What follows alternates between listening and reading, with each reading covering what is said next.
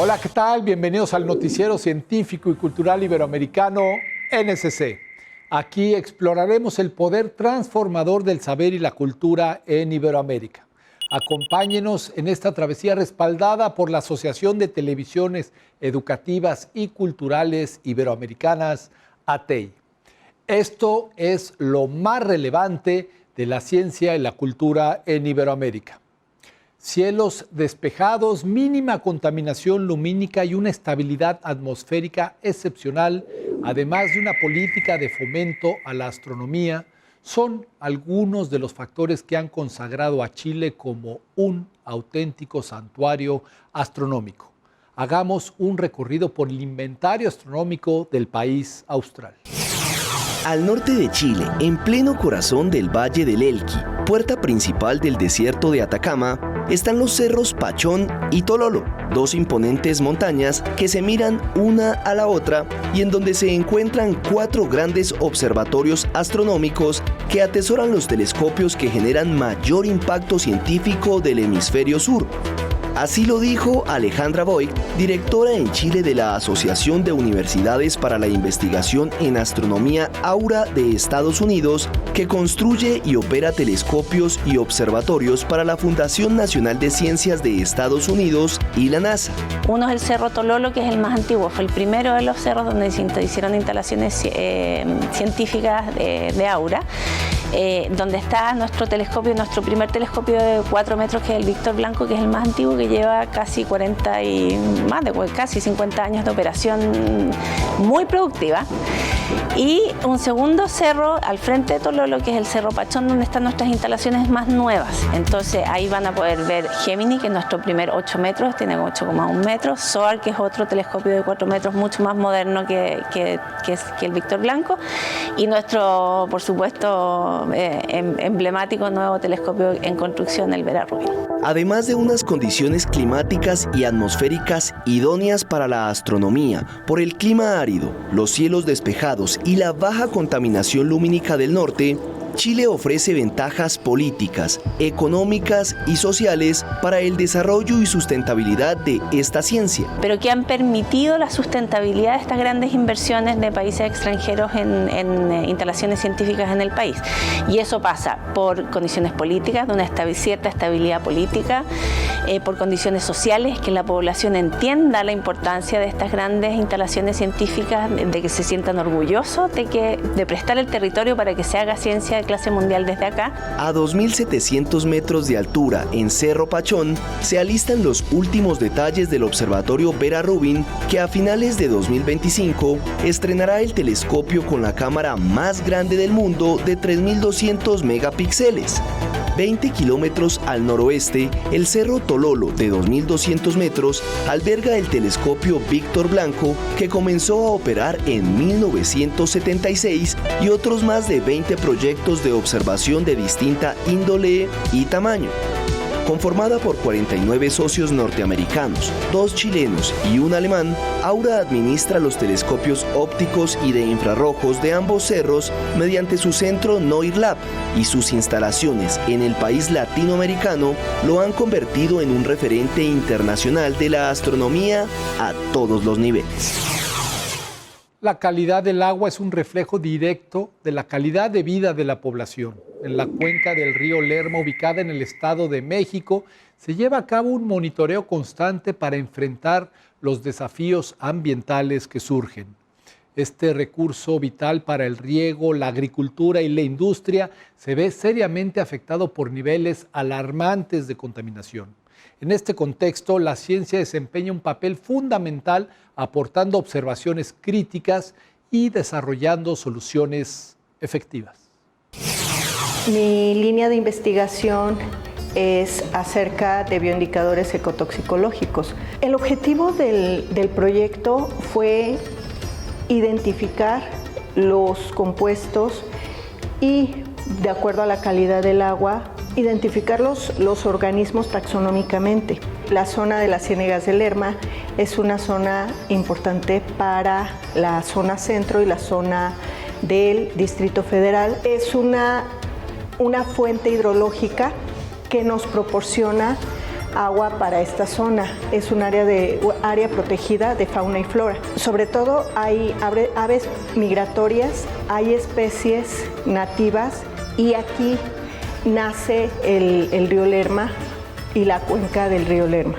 En esta laguna son bioindicadores biológicos, bacterias, protozoarios, hongos, a los cuales nos enfocamos, indican el nivel de contaminación que tiene ya la Ciénega de Lerma.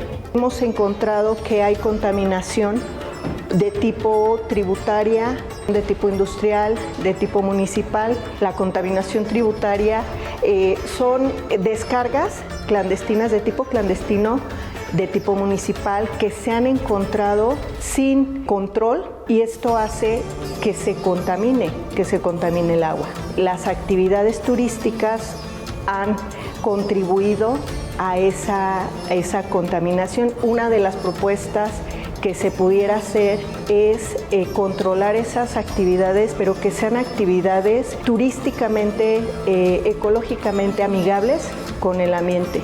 Al nosotros poder asistir, practicar senderismo, la caminata libre, podemos nosotros mismos cuidar el ambiente. Económicamente hablando, eso le puede ayudar a los pobladores. Me gustaría contribuir porque soy de Toluca, soy del Estado de México y este tipo de proyectos tienen un impacto. Las aflatoxinas, sustancias químicas producidas por hongos del género Aspergillus, pueden contaminar alimentos habituales en nuestra dieta, como el maíz, el trigo, las nueces y los cacahuates. Dada su toxicidad y potencial carcinogénico, es crucial adoptar medidas preventivas en el consumo de estos productos, tal como se recomienda a continuación. ¿Alguna vez te has comido algunos cacahuates que al romper la cáscara de repente suelta mucha tierrita o polvito? Pues no es tierra, son esporas de hongos y quiere decir que ya está contaminado de toxinas que a la larga pueden causar cáncer. Investigadores del Centro Universitario de Ciencias Biológicas y Agropecuarias de la UDG han realizado estudios en productos hechos con cacahuate del país y se han encontrado altas concentraciones de estas toxinas, explica el maestro e investigador Severiano Patricio Martínez. Miren, por la experiencia que tengo, que son años que he analizado muestras de diferentes alimentos, no he encontrado ninguna muestra de cacahuate que me salga negativa a aflatoxinas. Aquí el riesgo, sobre todo las oleaginosas, son las aflatoxinas. En especial la B1, que está considerada por la Organización Mundial de la Salud como cancerígena, mutagénica, teratogénica, sobre todo en niños recién nacidos, y no hemos encontrado ninguna negativa. Estas toxinas pueden causar en quienes las consumen de manera continua a la larga tumores malignos, entre muchos problemas más. El especialista fue más allá. Hicieron estudios a dulces, por cierto, muy populares, hechos a base de cacahuate, y se encontraron niveles muy altos de esta toxina. Salieron positivas con niveles muy altos, sobre todo que duplican lo que establece la normatividad internacional, porque no hay aquí en México exclusivamente para dulces. Entonces la internacional la duplica, la triplica los niveles de aflatoxinas, que es mucho riesgo. El hongo que produce esta toxina no se ve a menos que esté altamente contaminado. Desafortunadamente no, a menos que esté altamente contaminado, que es cuando ustedes parten un cacahuate y sale un polvito, que ya son las esporas del hongo. Cuando ustedes rompen ese cacahuate que no pesa, no se siente el peso porque ya se lo consumió el hongo, ese polvito son las esporas que liberan al ambiente. Una de las conclusiones de este estudio es que prácticamente el cacahuate del país está contaminado por estas toxinas provocadas por los hongos que atacan a los cacahuates, pero también se han encontrado en otras oleaginosas como las nueces, almendras, pistaches e incluso el maíz. Para el Noticiero Científico y Cultural Iberoamericano, Rocío López Fonseca.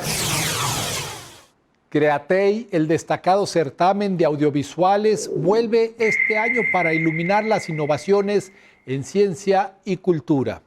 Este evento clave congrega a creativos de Iberoamérica para difundir sus trabajos científicos y culturales mediante poderosas narrativas audiovisuales. No se lo pierda. Participe. CREATI, el certamen audiovisual iberoamericano de divulgación cultural y científica, ya plenamente consolidado, llega a su cuarta edición premiando la creatividad e innovación de las producciones audiovisuales iberoamericanas estrenadas o dadas a conocer en 2023.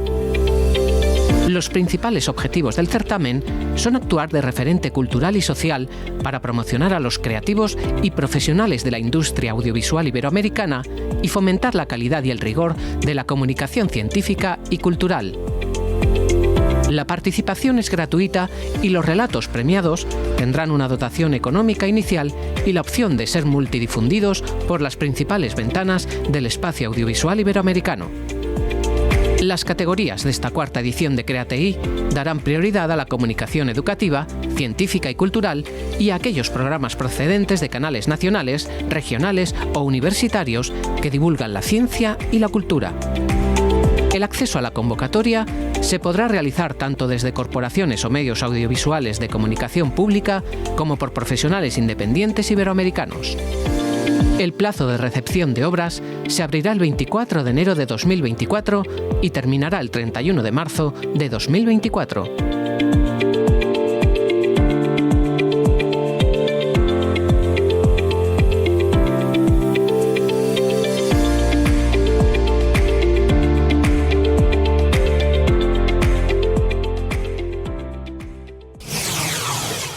Está usted viendo el noticiero científico y cultural iberoamericano NSC. Visite nuestras redes sociales, somos @NSC Iberoamérica.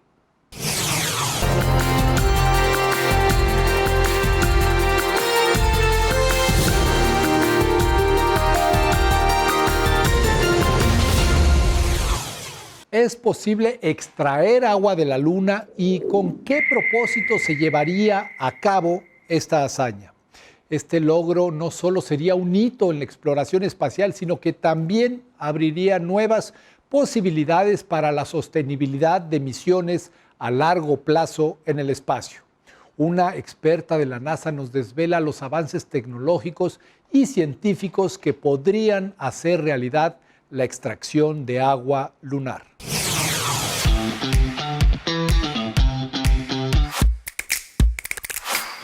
NASA's Artemis missions will establish the first long-term human presence on the lunar surface. Living and working on the lunar surface will require using resources that are already present there, like water ice, which can be used for life support and fuel. The Polar Resources Ice Mining Experiment 1, or PRIME-1, will be deployed to the lunar South Pole by our commercial lunar lander partner, Intuitive Machines. PRIME-1 is intended to drill for water on the lunar surface.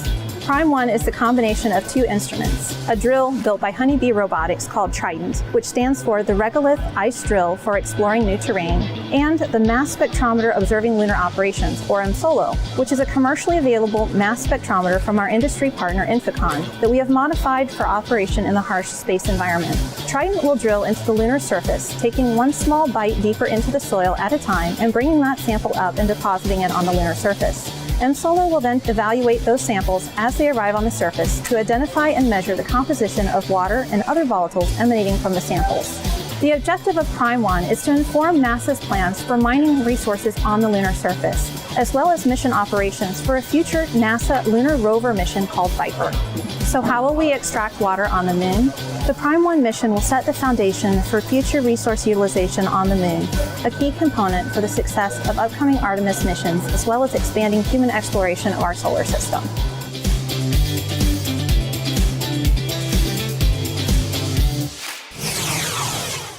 En la lucha contra el cambio climático, la reforestación emerge como una estrategia clave y Marruecos se posiciona a la vanguardia con su política nacional destinada a revitalizar sus bosques. Estos ecosistemas juegan un papel crucial en la absorción de CO2, prevención de la erosión y conservación de la biodiversidad. Pero recuperarlos no es tarea fácil. Marruecos trata de recuperar sus bosques azotados por la sequía y el pastoreo excesivo con la plantación de 50.000 hectáreas de árboles al año. Es el objetivo de la Agencia Nacional de Agua y Bosques, que inició en los últimos años una nueva política de repoblación forestal con el fin de alcanzar 600.000 hectáreas en el horizonte de 2030. La estrategia cuesta a la agencia cerca de 900 millones de dirhams, unos 80.000 millones de euros, repartidos entre reforestación, regeneración y la mejora de los sistemas silvopastoriles. La idea es reforestar con especies autóctonas como el cedro, la tuya, el argán o el algarrobo, pero no ha sido posible plantar alcornoque porque no hay bellotas a causa de la sequía que padece el país desde hace 5 años. En su lugar, en Mámora, considerado el mayor alcornocal del mundo, los efectivos de la agencia plantaron pino resinero y eucalipto, algo que ha encontrado opositores entre los expertos que no están de acuerdo en plantar especies no autóctonas y que consuman mucha agua, como es el caso del eucalipto. La forma Urbis era un mapa de mármol que detallaba la majestuosa topografía de la antigua Roma en el siglo III después de Cristo. Sus vestigios son un testimonio invaluable del esplendor urbano de aquel tiempo. Una reproducción será expuesta por primera vez en la capital italiana, ofreciéndonos una ventana al pasado. Los restos de la forma Urbis, el gigantesco plano urbano de la antigua Roma esculpido hace casi 2 milenios, fueron expuestos este jueves por primera vez en los últimos 100 años, sobre una instalación que los hará comprensibles para el visitante. Se trata de un vestigio excepcional y único para Roma y el mundo, celebró en la presentación el alcalde romano, Roberto Gualtieri. La ciudad eterna abrirá al público desde mañana 2 lugares de excepcional valor, el Parque Arqueológico del Celio, una de las 7 míticas colinas romanas, y el Museo de la Forma Urbis, que reunirá los restos de este mapa hasta ahora guardados en depósitos. Este último museo consiste en una sala cuyo suelo ha sido cubierto por un gigantesco plano urbano de la antigua Roma, sobre el que se han colocado los restos de la forma Urbis que ya han sido identificados por los historiadores y arqueólogos. La forma Urbis es un gigantesco plano de la capital del imperio que indicaba calles, barrios, termas o templos al detalle, mandado realizar por Séptimo Severo entre los años 203 y 211 después de Cristo, y fue colgado en la pared del Templo de la Paz en el Foro Romano. Sus dimensiones eran verdaderamente colosales. El plano, similar a los modernos, medía 18 metros de ancho y 13 metros de alto. Estaba formado por 150 lastras de mármol y representaba una extensión de 13.500 metros cuadrados de la ciudad a una escala de 1 a 240. Una lectura contemporánea de la obra de Caspar David Friedrich nos revela no solo su inmenso poder de influencia, sino también la sensibilidad peculiar de este destacado artista del romanticismo alemán del siglo XIX. El pintor, conocido por sus evocadoras representaciones de paisajes naturales, introdujo un nuevo lenguaje visual en Europa. El caminante sobre el mar de nubes. Esta es una de las pinturas más emblemáticas de la primera mitad del siglo XIX. Su autor, Caspar David Friedrich, está considerado como el artista alemán más importante de su generación.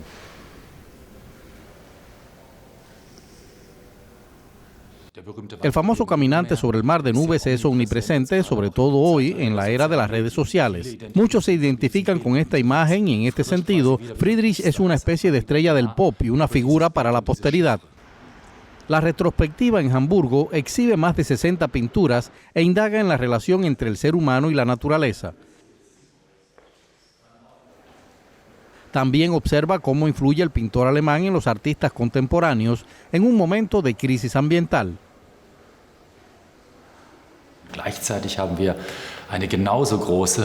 Tenemos una exposición igual de grande y extensa sobre la percepción contemporánea de Friedrich, especialmente en una época de cambio climático, donde vemos cambios en toda la estructura de la naturaleza. Nuestra visión de la naturaleza ha cambiado y muchas obras recientes hacen referencia a obras de Friedrich para definir esta nueva posición del mundo actual. Caspar David Friedrich nació en 1774 en el noreste de Alemania, en el mar Báltico. Su infancia estuvo ensombrecida por la temprana muerte de su madre y de 2 de sus hermanos. Gran parte de su vida estuvo marcada por la depresión y la pobreza. Sus obras reflejan este aislamiento, Muchas de sus pinturas retratan el frío, los inviernos oscuros y los paisajes desolados. Friedrich es uno de los representantes del romanticismo alemán del siglo XIX, un movimiento que buscaba superar la Ilustración, un período caracterizado por la valoración de la lógica, la ciencia y las matemáticas. Los románticos preferían retratar la belleza y los milagros del mundo. Uno de los principales distintivos de las obras de Friedrich es que sus figuras nunca se dirigen al espectador. Su mirada se orienta hacia el interior de la pintura.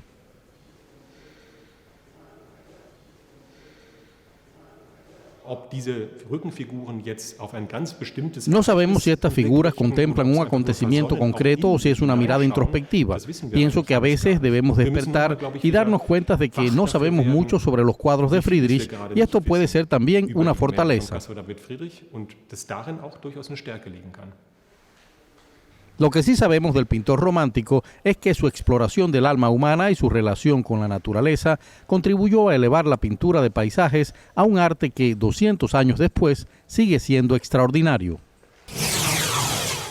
Doña Chayito, una de las últimas herederas de una tradición centenaria en México, sigue ejerciendo con dedicación el noble oficio de escribana en la ciudad de Querétaro. Su labor abarca desde la redacción de documentos y tareas escolares hasta la creación de cartas de amor, recordándonos el valor de la comunicación personalizada en plena era digital.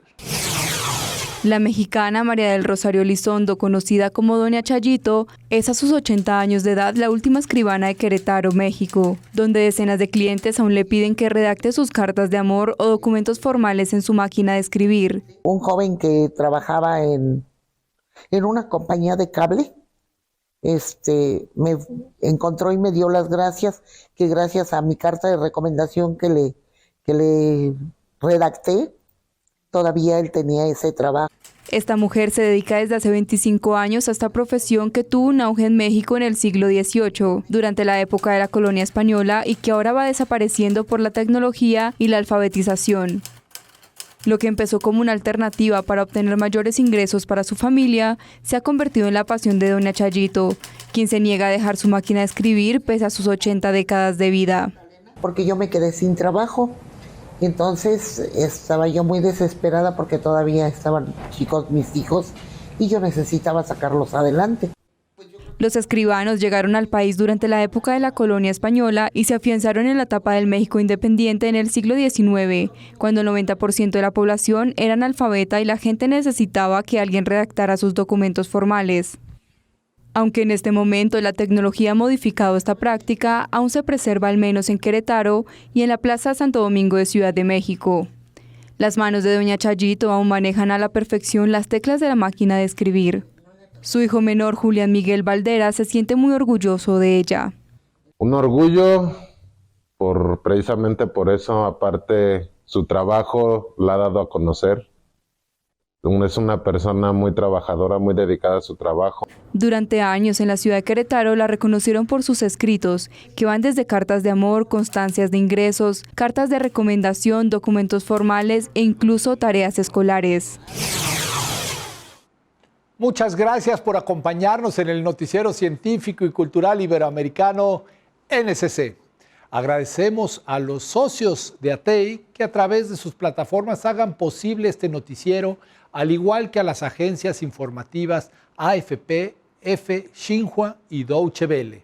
Soy Iván Carrillo, los invito a visitar nuestra página noticiasnsc.com y a seguirnos en nuestras redes sociales. Somos @NSC Iberoamérica. La próxima emisión, más información científica y cultural.